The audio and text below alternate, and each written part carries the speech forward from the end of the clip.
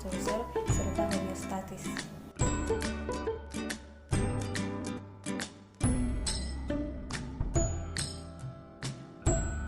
Apa itu sel? Sel adalah unit dasar dan fungsional yang menyusun tubuh suatu organisme. Sejarah penemuan sel. Yang pertama, Robert Hooke. Pada tahun 1665 mengamati sayatan gabus dari batang kerces sugar.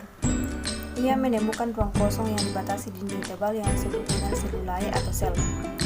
Dari hasil penemuannya tersebut menjadi pemicu ilmuwan lain mempelajari tentang sel.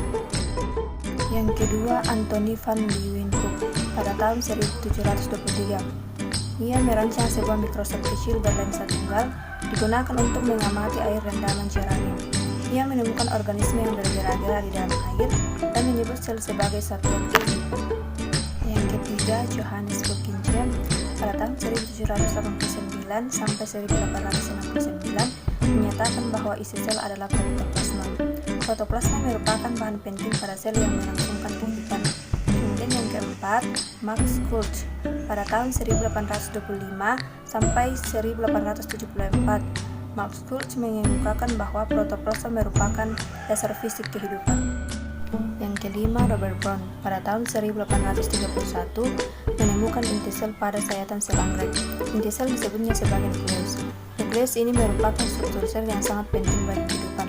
Kemudian yang keenam, Felix Turchadin pada tahun 1835 menemukan cairan sel yang hidup atau sarkoden, yang merupakan bagian penting dari sel. Menurutnya, bagian terpenting dari sel adalah isi sel yang berupa cairan yang hidup yang berada di dalam suatu lumen.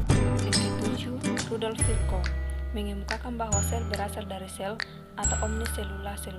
Kemudian yang kedelapan, Matthias Leiden pada tahun 1804 sampai 1881 meneliti tentang sel. Molekul-molekul penyusun sel. Yang pertama, karbohidrat, kemudian protein, air, lipid, dan asam nukleat.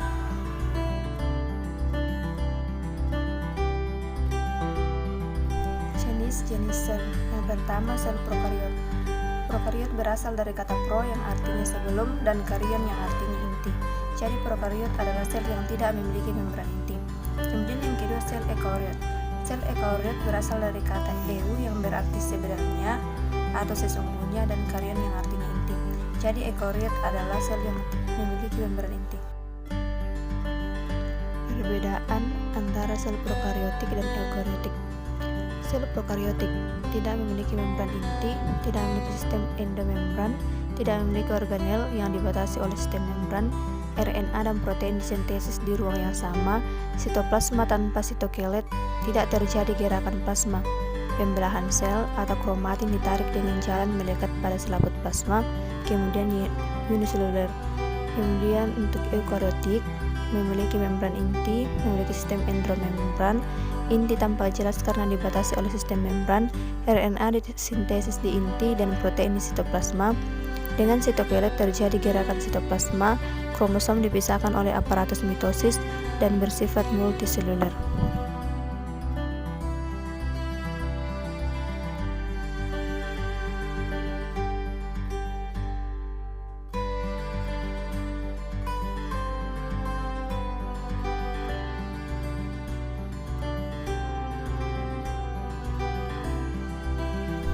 Membran sel atau membran plasma merupakan bagian sel yang membatasi bagian dalam sel dengan lingkungan sekitarnya dengan ciri-ciri melindungi dan beri bentuk sel, mengatur zat yang masuk dan keluar sel, tersusun atas karbohidrat, protein dan lemak dan bersifat dinamis.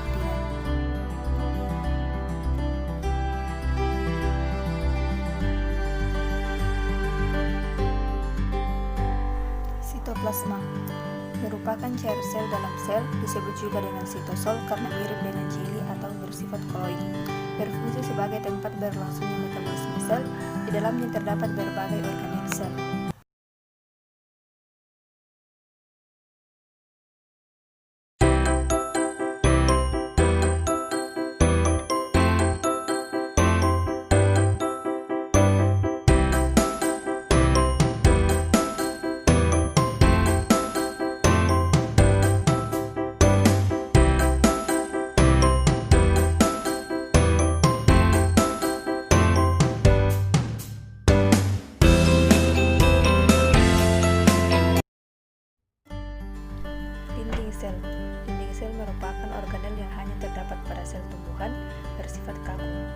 Fungsinya sebagai pelindung dan pencegah dari penghisapan air yang berlebihan sehingga sel tetap utuh.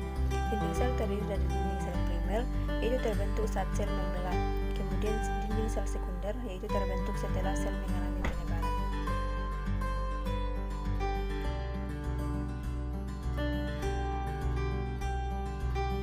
Homeostatis. Homeostatis berasal dari kata Yunani yaitu homeo yang berarti sama dan statis yang berarti mempertahankan keadaan. Homeostatis adalah kemampuan proses fisiologis tubuh dalam mempertahankan keseimbangan dan kecenderungan semua jaringan hidup guna memelihara dan mempertahankan kondisi sehat. Homeostatis meliputi yang pertama termoregulasi atau pertahanan suhu tubuh, yang kedua osmoregulasi atau pengaturan keseimbangan larutan dalam tubuh, dan yang terakhir yaitu ekskresi, yaitu pengeluaran produk buangan metabolisme.